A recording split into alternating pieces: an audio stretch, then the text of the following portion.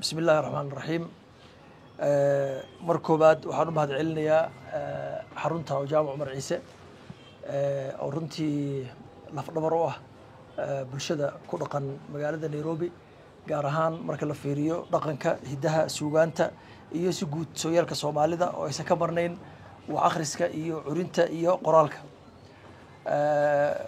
marka xigta waxaan u mahad celinayaa wajiyadan quruxda badan ka soo qayb galay barnaamijka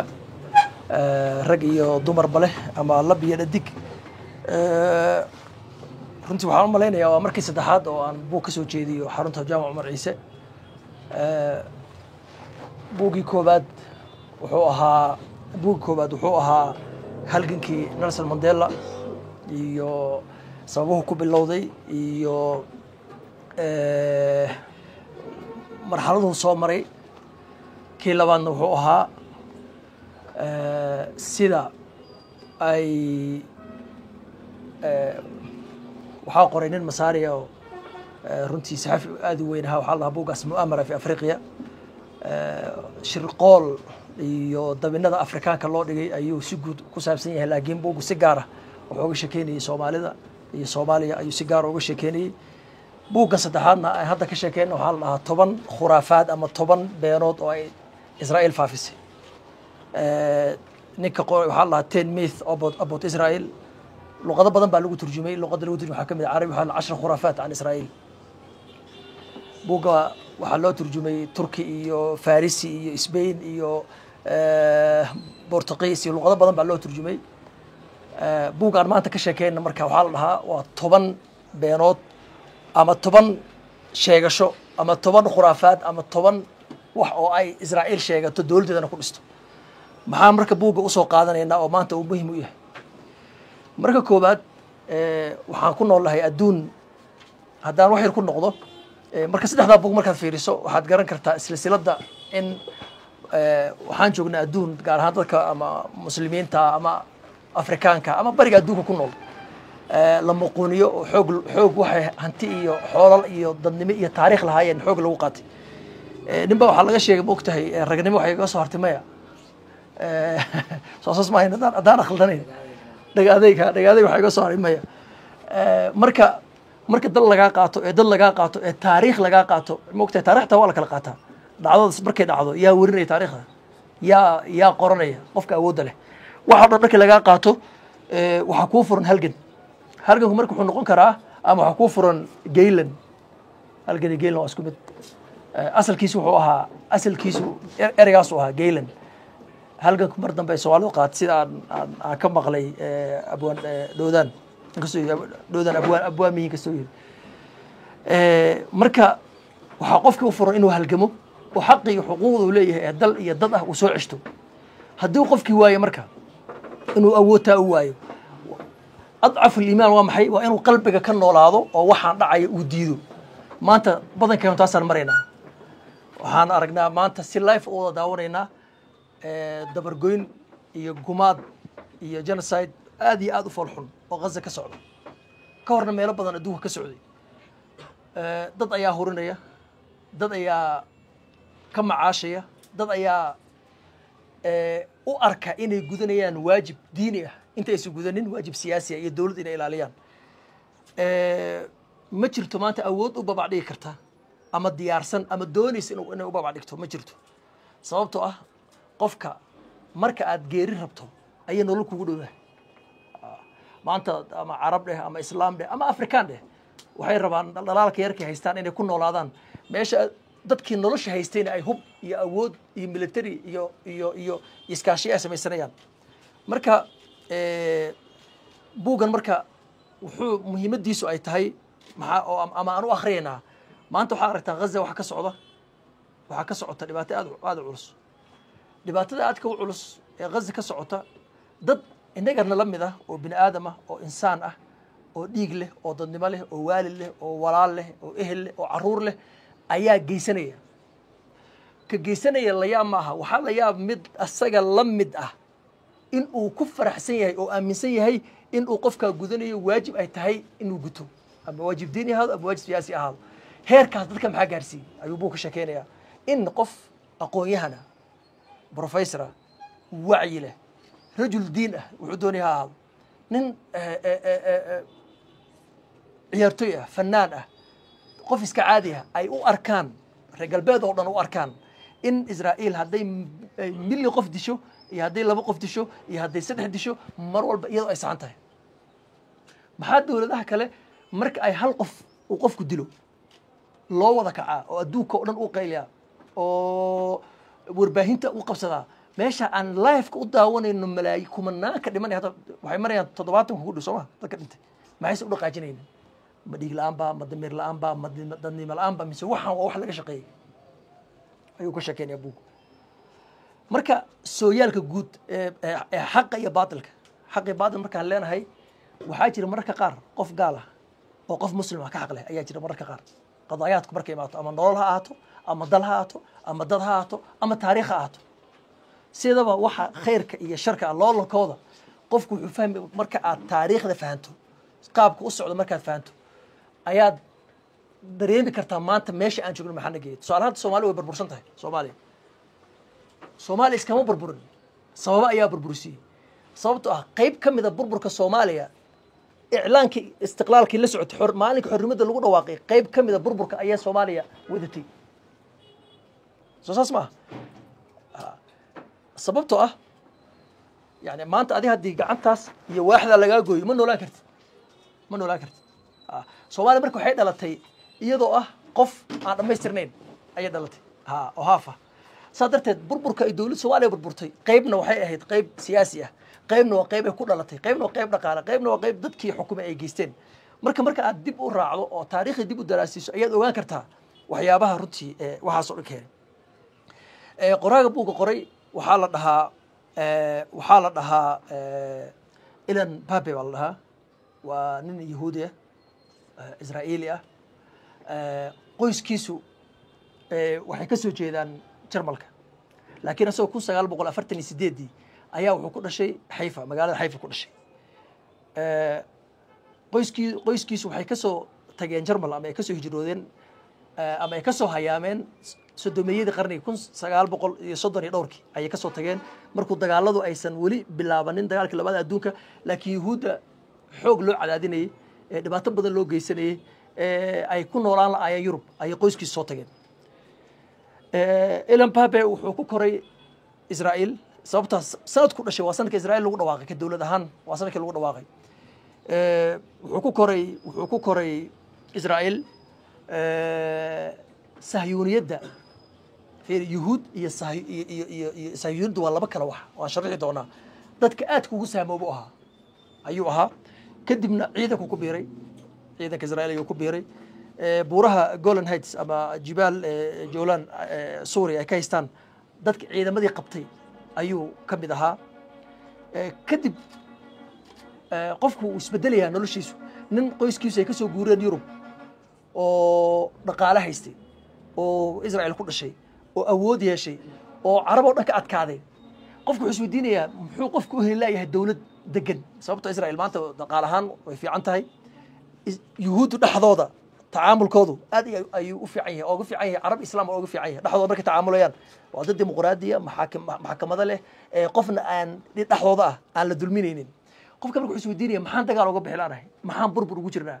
maxaan maanta oo dhan aan difaac aan ugu jirnaa ninkaas marka wuxuu ka mid noqday niman la dhaho taariikhyahanada cusub ee Israa'iil sababta Israa'iil markii la dhisay 10 quraafee soo wadno ayaa lagu dhisay wuxuu ka mid ahaa markii jiil kacay 700meeyadii oo isweydiiyay maxaa wadcigana maanta ku noolahay masaxba ayuu ka mid ahaa kadibna diiday narrative-ka ama sardiyada rasmiga ee dawladda kadibna u banbaxay inay baaraan cilmi baaraan buug badan ayuu qoray buugiisa ugu muhiimsan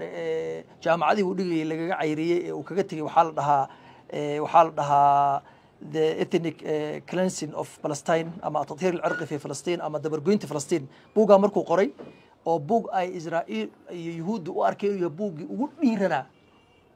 qof Israa'iil oo qoro fiiri marka qof muslim ama carab ama xitaa reer galbeed uu qoro buug Israa'iil ama Yahuud ka diin ma aha shacabka halka degan uu wax kaga sheegayo macna badan ma sameeyay laakiin marka qof inside min daakhil uu ka qorayo way ka saameyn runtii way ka saameyn badan tahay kadib buugaas markuu qoray dhibaato badan buu la kulmay qoyskiisa ayaa gooyeen qoyskiisii reerka waa laga saaray kadibna uu ku noolaan waa Israa'iil wuxuu u baxay Ingiriiska kadibna Ingiriisku jaamacad ku taal ayuu macallin ka yahay Ellen Babe marka wuxuu ku soo gudbinayaa meeshan 10 sheegasho ama khuraafaad ama been oo Israa'iil ay faafsatay iyo maxaa run ah ayuu ku soo gudbitay koobaad khuraafada koobaad ama maaragtay miiska koobaad waxa weeye wuxuu Israa'iil hadaan nahay Falastiini dadka Israa'iil meesha ku nool waxaan isku qancinaa in ay Falastiin tahay dal aan dal la'aan ah waa ta koobaad taasu marka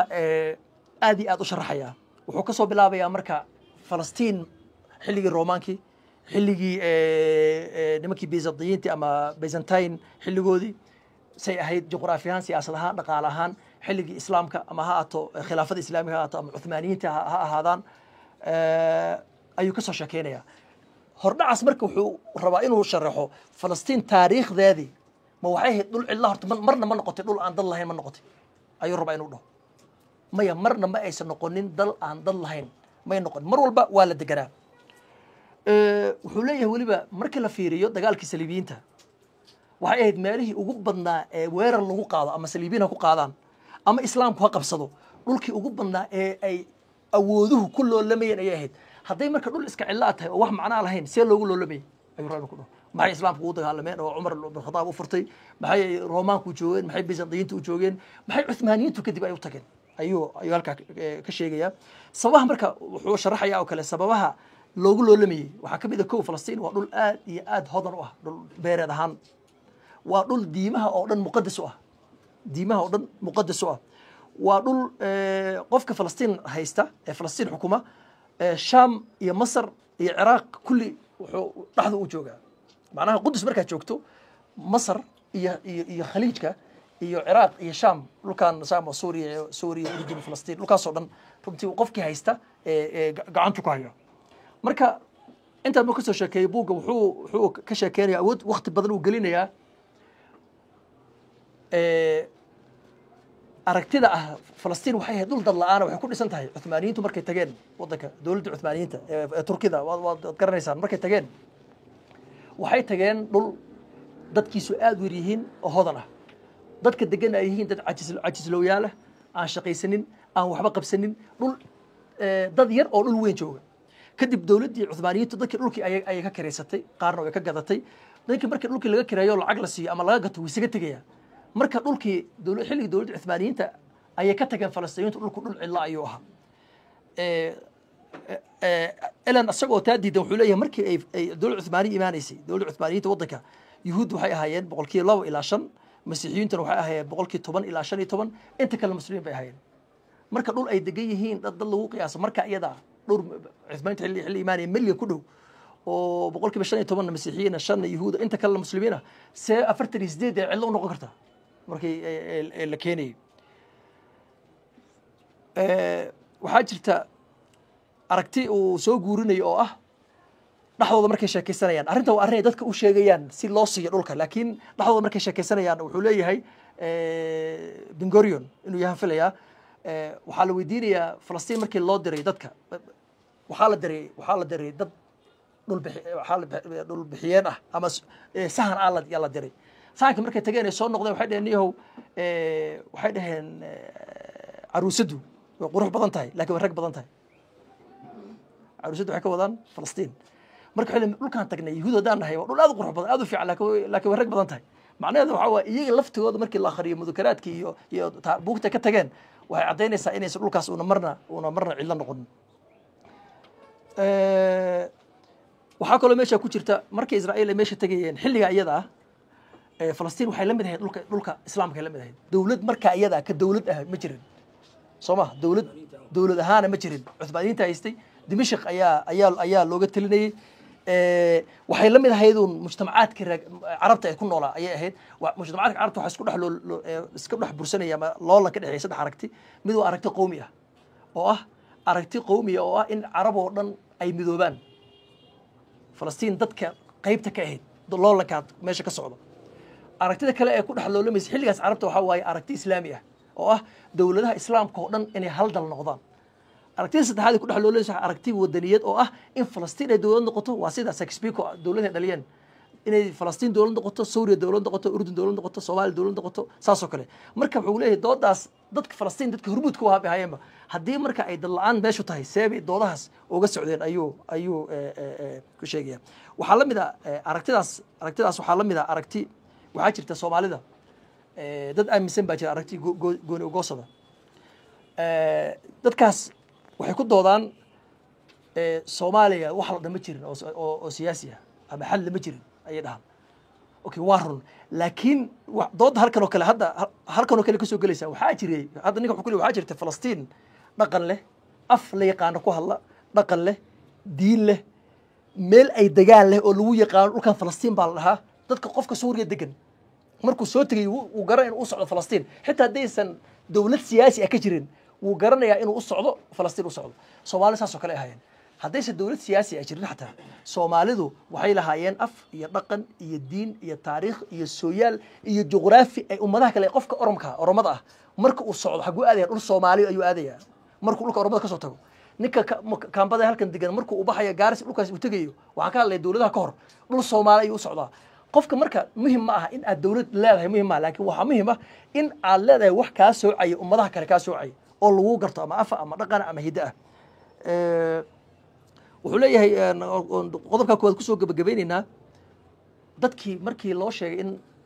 Yurub laga abaabulay ee dadkii ay tageen ee loo sheegay in meeshu cidlo tahay markay tageen dadku way la yaabeen yuhuudi tagtay meesha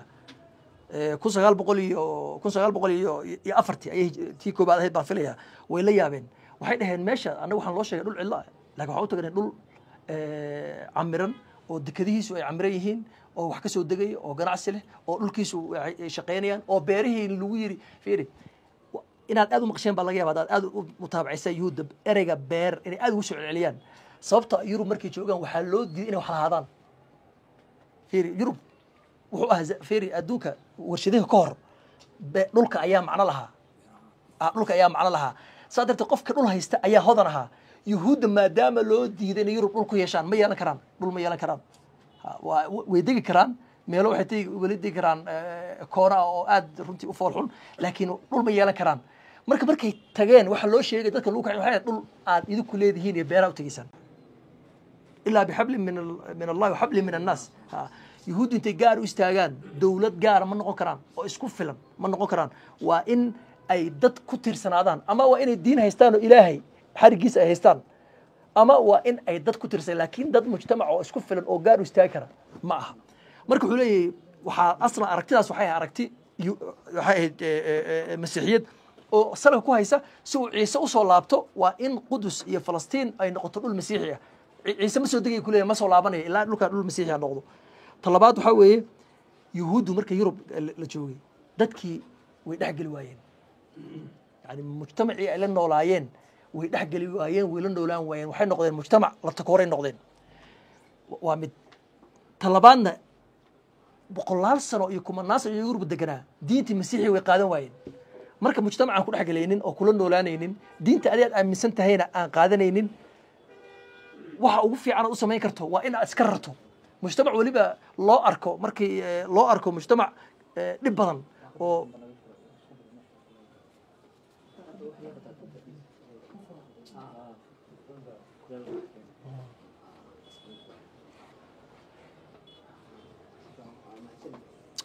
waliba mujtamac loo arko in ay yihiin dadka aan u naxariisanin dadka booba aad u naxariis daran jashac ah oo wax walba inay u qaataan raba waxaan kaloo meesha ka banaanayn aragti gumaysi meesha kama banaano oo Yurub marka ay yuhuud meesha geeyaan in iyagu ay sii maamulaan aragtidaas marka masiixiyadda ah diinta ku dhisan dad badan ayaa qabay waxaa kamid ah madaxweynaha Mareykanka John Adams ayaa kamid ah waxaa kamid ah nin kamid ah madaxda Ingiriiska oo la jiray Shaftesbury la dhihi jiray ayaa kamid ah oo aad uga qayb qaatay in Israa'iil ama yuhuudda Falastiin la geeyo kadibna la soo saaro warqadii Balfour ee 1917 lagu siiyay dhulkaas qoraallo badan ayuu ka shakeynaya markii koobaad ay yuhuuddu tagaan Falastiin waxay 1904 ilaa kun sideed boqol sideetan iyo labo ilaa kun sagaal boqol iyo afar waa xamladii koobaad ee dadka loogu direeyey meesha loogu direeyey si loo hirgeliyo yuhuuddu inay meesha tagto lagu beero ayay ingiriisku qunsuliyadiisi koobaad qudus ka furtay kun sideed boqol sideed iyo toban qunsuliyadda wax kale kama shaqaynaynin waxay ka shaqaynaysay in dadka yuhuudda lagu dhiirigeliyo inay falastiin soo degaan transportationka la siiyo la soo raro dadka imaada sharci la siiyo dhul la siiyo la dejiyo kaliya ka shaqaynaysay qunsuliyaddaas marka qodobka labaadna wuxuu leeyahay marka yuhuuddu marka shacab diyaarsan oo meel degan oo yuhuud ah oo dhul la'aan ma ahayn yuhuud waa diin macnaha wax qowmiyad ma aha yuhuud marka yuhuud waa yuhuud jarmala waa yuhuud maraykana waa mid Poland waa mid Slovakiana waa mid yani ma ahayn wax shacab meel degan oo qowmiyada oo gaara oo dhul la'aan ma ahayn soo hadii la dhaho muslimiintu waa dad aan dhul lahayn ka war ha lagu beero tusaale ahaan ha lagu beero Uganda islaamku ha la geeyo ama ha la geeyo Kosovo wadan ha la geeyo islaam marka qodobka labaad wuxuu leeyahay yuhuuddu ma ahayn shacab meel degan oo qowmiyad oo isku xiran oo gaar oo dal raadinaya waxay ahaayeen mujtamacaad nin jarmala oo diin yuhuud haysta iyo nin jarmala oo muslima iyo nin jarmala oo kristana ayuu saas u dhigayaan tan labaad waxaa weeye sahyuuniyadda iyo yuhuudda waa isku mid qodobkaas aad ayuu u diidan yahay sababtoo yuhuud badan oo maanta waxaa jira israa'iil ka soo horjeeda marka wuxuu sharaxayaa sahyuuniyaddu waa maxay zionismku ama sahyuuniyaddu waa maxay sahyuuniyaddu sidaba waxaa weeye waa fikir qowmi ah yani yuhuuddii waxaa ka soo dhaabaxay dad aaminsan yuhuuddan in la mideeyo oo dal loo yeelo meesha dooni ahaado dalal kale soo bandhiga waxaa ka mid ahaa Argentina waxaa ka mid ahaa Uganda soo waad la socotaan marka maadaama aan ku noolnahay Yurub marna aysan suuragal ahayn inaan helo xaq la siman qofka Yurubiyaanka ee Kristanka ah waa inaan is urursano oo aan dal helo ayay qodobka koobaad ee sahyuuniyaddu ku dhisan tahay qodobka labaad waxaa weeye waxay jilayeen ama iska dhigeen xilligaas waxaa bilowday kun sideed boqol iyo afartan iyo sideedii waxaa bilowday waxa la dhaho gugi Yurub wuxuu ka bilowday Faransiiska iyo Talyaaniga iyo wuxuu ka bilowday Austria iyo Hungary wadamo badan ayuu ka bilowday gugi Yurub wuxuu ahaa marka gugi Yurub wuxuu ahaa mujtamacaadkii reer Yurub ka soo baxay iqdaacigii iyo beerihii iyo dhulkii ka soo baxay ee warshadaha yeeshay ayaa waxa isqaadanayeen qofka noloshii warshadaha uu galay iyo xorriyadu haysa isma qaadanayaan qofkan shaqada uu qabanayo iyo lacagta ajirka uu macnaha uu qaadanaya oo shaqadii ujeedadu qaadanaya isma qabanayaan saa darteed gugi Yurub waxa ay dadka reer Yurub ku raadinayeen ama Faransiis joogaan ama Talyaani joogaan in laga baxo hal boqor oo wax xukumeyn laga baxo oo loo baxo axzaab kala duwan oo dadka maamusha si qof kasta tanaafus ay tartan loo helo oo dadku ay u doortaan xisbigooda ayagoo rabaan ay u doortaan talabaad waxay in saxaafadda iyo hadalka in xor laga dhigo ku 848 way markaas ay reer Yurub ay u doodeen in xor ahaadaan wadamada Afrika iyo Carabahana maanta aan xor lahayn la socotaan talabaad waxay ahayd marka Google Carabta waxa ka soo tagay afkaarta xilliga loo labeysay ama haato hanti wadaag ama haato hanti goosad ahaatee way ku wada jireen way ka midaysnaayeen sadarteed hanti wadaag waxay wadeen in shaqaalaha mushaarka la siinayo kor loo qaado in hantidan la qaybinayo si cadaalad loo qaybiyo marka yuhuuddu maadaama ay Yurub ku noolaayeen loolankaas marka ay ka qayb ka ahaayeen ay ogaayeen iyaguna ay loolanka ka qayb gali karin illa lama ogolo inay ka qayb galaan waa inay sameystaan urur ama qowmiyad iyaga ka matasha laakiin u eg waxa Yurub ka socdo u eg waa qodobka labaad qodobkaas iyadoo halka marayso ayaa 1881 waxa ruush ka dhacay gumaad xun ay yuhuudi loo geystay marka nimankii qowmiga ahaa ee hawsha waday waxay dhahay warniyahu maadaama aan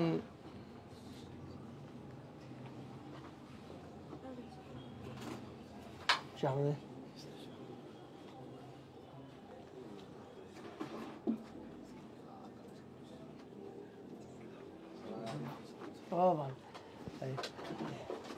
marka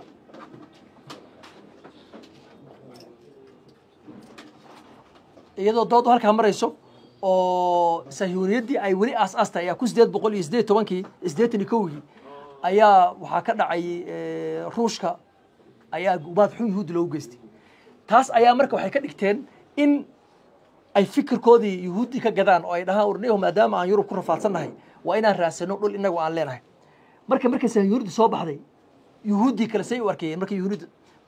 maadaama uu rabo inuu kala qaado sayuuniyadda iyo yuhuudda uu kala qaado wuxuu leeyahay marka fikirka sayuuniga uu soo baxay seeba yuhuudda kale u arkayeen kow yuhuudda waa dad shacab oo iska caadiya dad culimo ah soo ma oo diinta ka shaqeeya dadka diinta ka shaqeeya waxay u arkayeen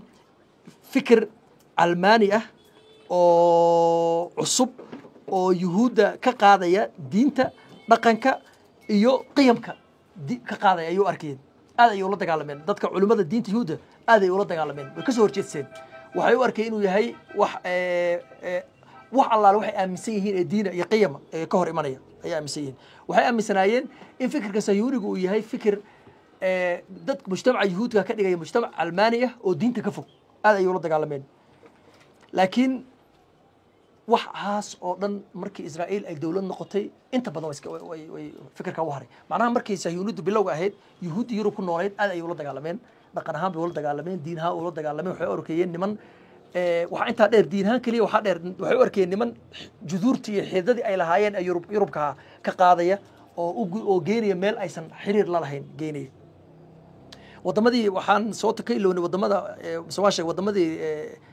Falastiin intaan la go'aaminin la soo bandhigo waxa kamid ah Uganda waxa kamid ah Azerbaijan waxa kamid ah Amerikada koonfureed gaar ahaan Argentina khuraafada afraad wuxuu yiri sayuuniyadu ma xarako ama urur gumeysmiya oo gumeys u socda wuxuu leeyahay maya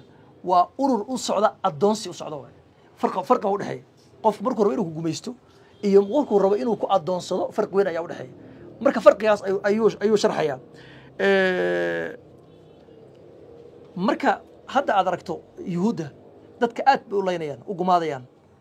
mana naxayo qofku sababta waa maxay qofkan waa la soo barogaraamay wuxuu aaminsan yahay dhulkan 3 kun oo sano ka hor adaa lahaa aabayaasha iyo awooyaasha saana loo galay waa la buriyay dhulka waa laga qaatay waa la laayay waa la dhameeyay adiga dadkan waxaad ku kici kartaa kaliya in la dilo markuu qofkan dilay wuxuu arkaa qof macnaha dhulkiisii jooga oo si kale u yeel waayay macnaheedu waa qof gurigaagii iyo carruurtaadii reerkii ka qaatay oo guriga iga bax ku diiday kadib waa inaad iska celiso soo ma xida diintu waxay tiri qofkii ku dhinta xoolihiisii ku dhinta waa shahiid markuu qofka dilayo ee kumanaan uu leynayo wuu la yaaban yahay dhul ay lahayn maxay u joogaan ilaa waxa laga dhaadhicay dhulka inuu asaga leeyahay marka asagoo taa sharaxay ayuu Ellen wuxuu kala qaadayaa gumaysiga classic-ga ah kuwii inaga noo yimid dhulka Soomaalida iyo gumaysiga adoonsiga maxay ku kala duwan yihiin wuxuu ku leeyahay gumaysiga oo classic-ga ah waa mid ka yimid Afrika ee tagay wadamada Carabta uu qofku uu joogayaa saddex way ku kala duwan yihiin saddex way ku kala duwan yihiin nimanka settlementiga meesha fadhiya istidaanka ah ee raba inay ku gumaystaan dalkaaga qaataan waxay aaminsan yihiin inay weligood joogaan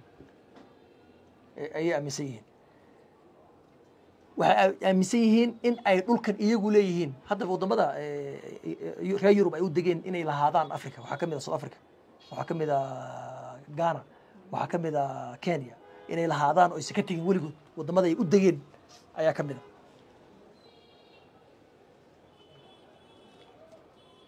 laakiin gumaysi classic-ga dadka uu soo diro ayaa adig ku imanaya way ku maamulayaan waxayna ku xiran yihiin dawlad soo dirsatay laakiin nimanka raba inuu adig ku qaatay dhulka qaato kii soo diray xitaa uu ka hoos baxaya maanta waa sida haysata meelahan musadanaadka loo sameeyay dafal qarbiya ama meeshan West Bank loo sameeyay Israa'iil hadda waxba kama qaban karto dawladaha waxba kama qaban karto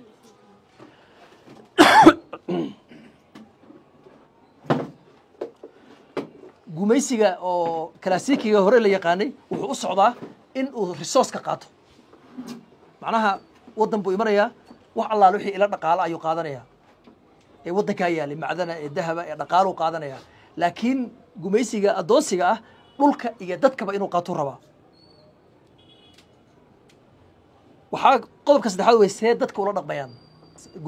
gumaysiga hore iyo kan dambe see dadka ula dhaqmayaan qaarna wuxuu arkaa dad asagu leeyahay oo ama ay tahay inuu laayo oo dhulka ka qaato ama in ay asaga raacaan laakiin nimankii hore way joogayaan dalkoodii ku xiran yihiin haddii la wadanka ka baxana way ka baxayaan dhaqaale qaadanayaan waqtigooduna uu kooban yahay marka wuxuu ku soo koobayaa sahyuuniyaddu ma aha urur gumaysi ma aha وأور أدونسي واي وواحد أدونسي لجوجي أدونك أيه وحكلي كهري أدونسي مانتا وعليه وزيونيد كنول فلسطين أيو كسو كوبيا قضب كلا بعض حاوي كوسا قال بقول أفرت الإزدادي مركي دجال كل عاي فلسطينيين تو iyaga waxaan idin sheegay ma 10 qodob waa 10 qodob oo wasaaradda arrimaha dibadda ee hadda dad gashaan Israa'iil ku qoran waay 10 qodob oo qofku markuu soo galo mabaadiida ay dawladdu ku dhisan tahay waay sadarteed qof kasta markuu imaado reer galbeedku la yaabayaan meesha waxa u dagaalamaysan malihidin idinka malihidin yani 10 qodob markuu qofka fiiriyo aan taariikh la soconin uu la yaab markuu wuxuu leeyahay 48 Falastiiniintu iyaga wadankooda isaga tagay yani cid ka burisay ama cid ka tagatiri ama cid ka bixisay ma jirto laakiin taas waxaa diiday ku leeyahay sideedaba in dadkan dhulka laga qaado waxay ahayd aragtida koobaad ee wadanka lagu yimid waxaana ku cadeynaysa ku leeyahay 531 magaalo iyo tuulo ay yuhuuddu gubeen oo dadkii ka bixiyeen dadka 531 magaalo ama tuulo ayay gubeen oo dadkii deganaa ay ka bixiyeen waxaa kaloo jira oo Israa'iil ay sheegtaa buu yiri in Falastiin ay ku dhaheen carabta wadamada carabta wadanka ka baxa dagaal baan soo qaaday dawladda carabta dheen buu leeyahay dagaal baan soo qaadayna yuhuudan rabnaa inaan ka adkaano wadan ka bixino marka inta anagu wadan ka bixinayno idinku ka bax Falastiin oo Urdun iyo Suuriya taga halka ma faateen macna wadamada carabta waxay ku dhaheen shacabka Falastiin waxay rabaan in dhaan anagu laana saddex arrin oo asaasi ah jirta markii Falastiin laga hadlayo waa soo laabashada qaxootiga iyo Qudus labada arrin ee ugu muhiimsan marka ka u daran ee Israa'iil yeelin waa maxay وين قحطوك صار لابتان وين صار لابتان صبت الديموغرافيا إسبدلية ضدك إسبدلية تيردا إسبدلية مركب حيلين أنا قوم ضدك بحي إيه قاعد ربيتان كودو كبحي عربة بحس أنا قوم أنا بحس أصلا لابنيان أيرب إن دهان أيرب إن دهان قدبك حكمي ده حرر إن يسوي ديسو أفرتني سديدي يهود وحيها وحكير صدق بقولكم عربنا حي أنت سو مليون سابي كسور قشرت إنه ضدك قبصدان قفك ديارسن أيه وقبصدان haddaad tahay 2 milyan iyo 3 milyan oo aan diyaarsan oo dhaweyna 500 kun oo diyaarsan ayaa wuxuu ku leeyahay markii 1937 ay Ingiriisku ka baxayeen Falastiin yuhuuddu 3 meel bay ka diyaarsanaayeen koo diblomaasiyadda way ka diyaarsanaayeen shacab victim ah la soo laayay naaziyiinta gumaadeen dal la'aan ah عرب أي ليه تاسو مليون أو كيلومتر تذكر ماشي كنا لا يوحي ريهين عرب آدي كران أنا وأنا ميل نهاي ميلان دقنا ملها يوروبان لقى سودي من حق لي كرنو أي دبلوماسيين وقعد كاين إذا هان آدي بوقت كاين أو دي إنجليز سيحوق له أيوه بي ماشي فلسطين سكا هايين ضد حول القطاع سكا هايين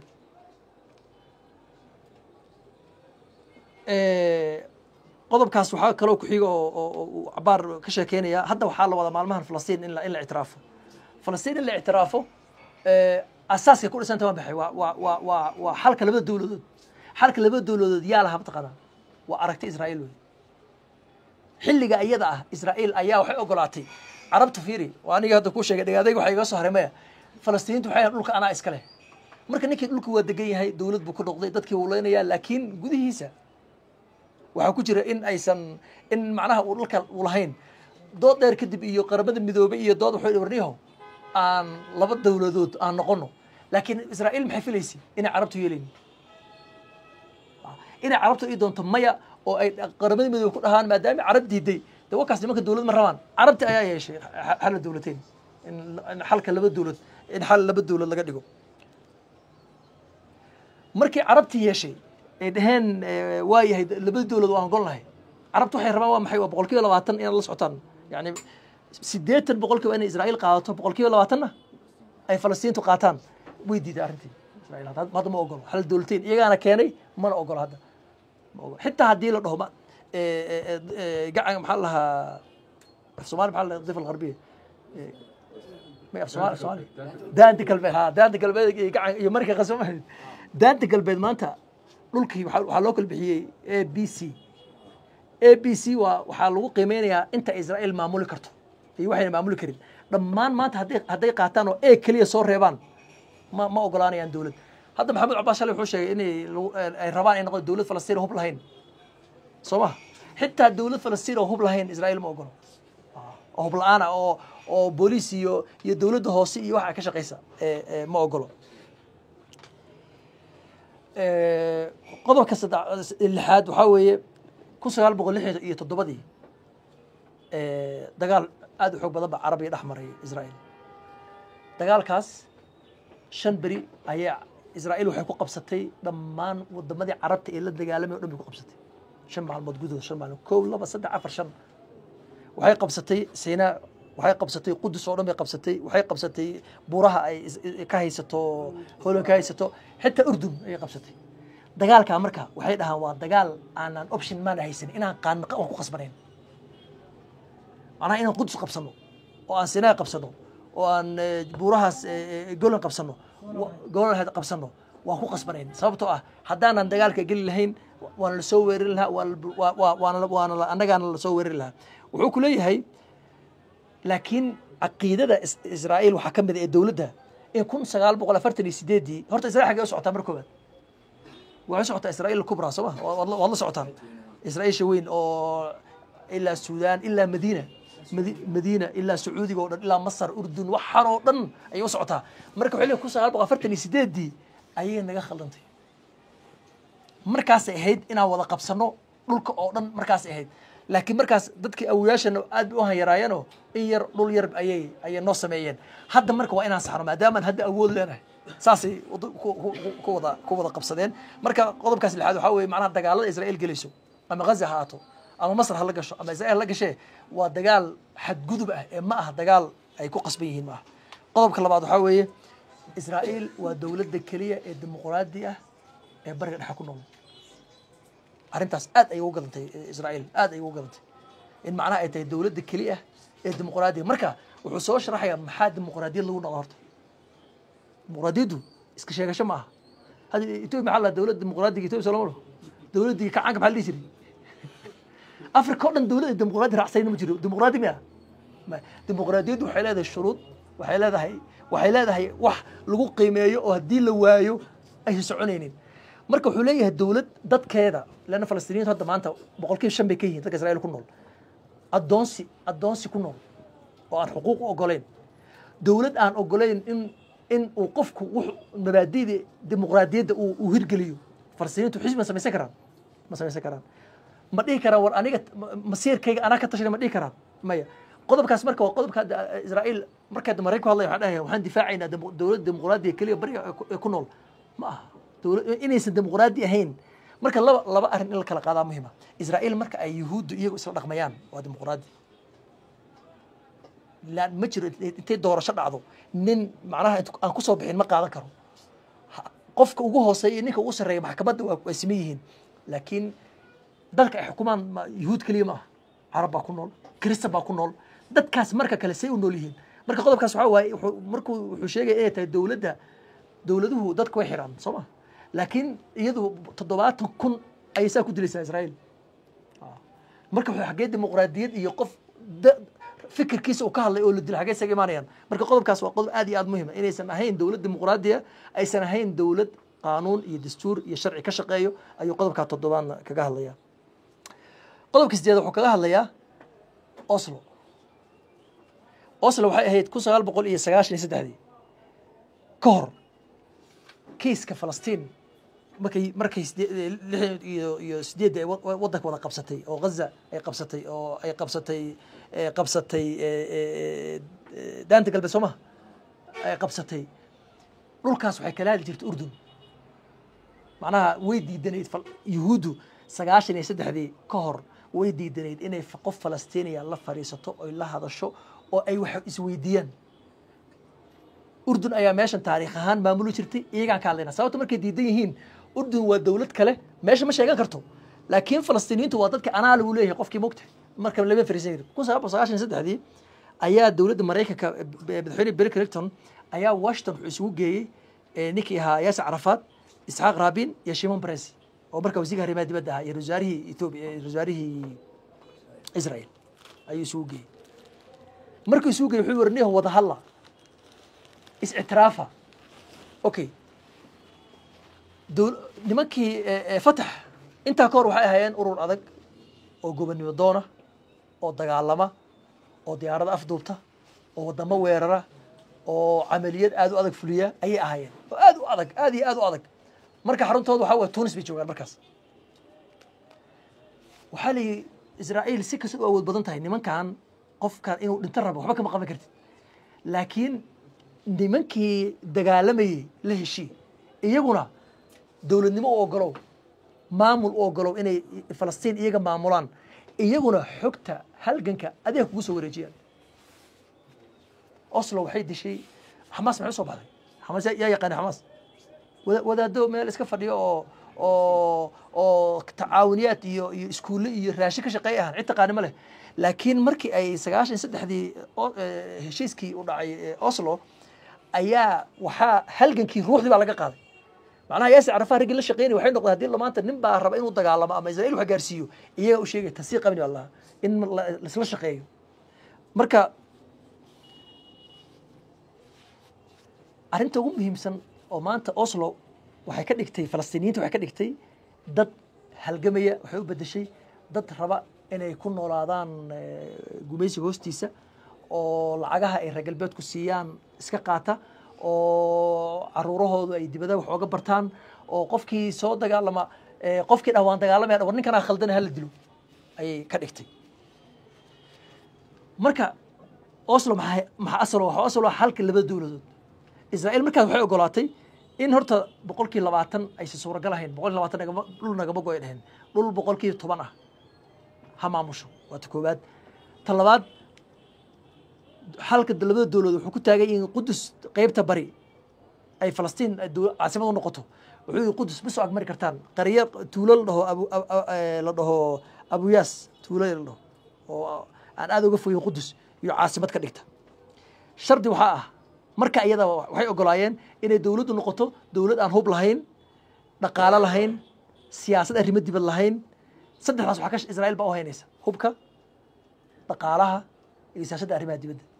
Israa'iil baa u haynaysa iyagu marka maxay ka shaqeynayaan waxay ka shaqeynayaan canshuuraha inay soo ururiyaan dawladaha hoose iyo booliis intaasna ogolahay xitaa lacagta la siinayo adduunku uu siinayo waa in Israa'iil la soo mariyo kadib saas lagu sameeyo Oslo waa markii koobaad ee Falastiiniintu ogolaadaan maxay ogolaadeen bal isweydiinaya boqolkiiba 20 ugu badnaan Falastiin maxay ogolaadeen dood dheer kadib waxa soo baxday warni horta bal 20 kan aan qaadano laba group ayaa la kala haa ni waxa ma diidna jumlada wa tafsiil ma diidna oo ma dhahna dhulka anaga iska leh ama wada helayna ama wada weynayna aragti kala soo baxday horta bal 20 kan aan qaadano 20 kan aan maamulno inagoo 20 kan haysano oo dawlad ah oo hub haysan oo waxba haysanin aan inta kale u halgano aragtidaas aragti sax noqon karta aragti khalad noqon karta waxay labada way tahay laakiin arinta ugu badan oo Oslo u hirgeli weyd waxa weeye Israa'iil waxay diiday inay soo laabtaan qaxootiga inay soo laabtaan Israa'iil way diiday haddii aysan soo laaban qaxootiguna dawladnimada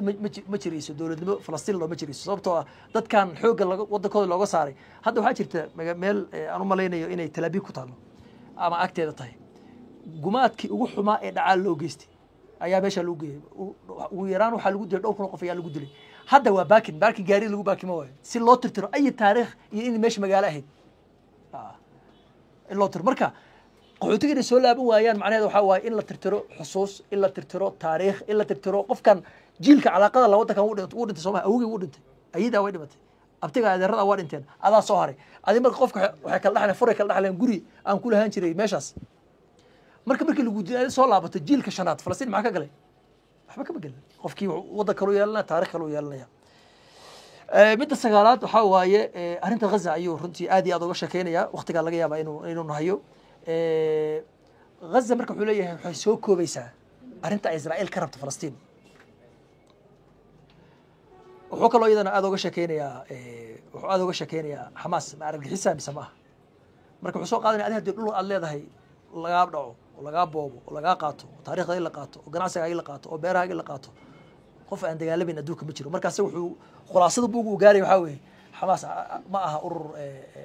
la dagaal xitaa maanta reer galbeedku aad u baraarugeen hadda nin Mareykan waxa arkay marka Osama bin Laden uu ka hadlayay qarxii 2001 markuu ka hadlayay hal mar ma uusan dhihin bay dhaheen waxaan necebnahay Mareykan waxaan u dilaynaa inuu Mareykan yahay u qarxinaa ma dhihin yani Mareykan waxa u qarxinaynaa inuu wadamada yimid military base ka samaystay Israa'iil uu taageerayo Falastiin dadkaas Mareykan maanta waxay leeyihiin shacabka Mareykanka war dadka anaga nama rabaan dhibka anaga nagama dhaxeeyo annagaa raadsanayna marka qodobka labaad waxaa weye marka ghazo aad uga sheekeynaya oo leeyahay israa'iil maxay ka rabtaa falastiin waxay ka rabtaa laba si inay u noolaadaan kow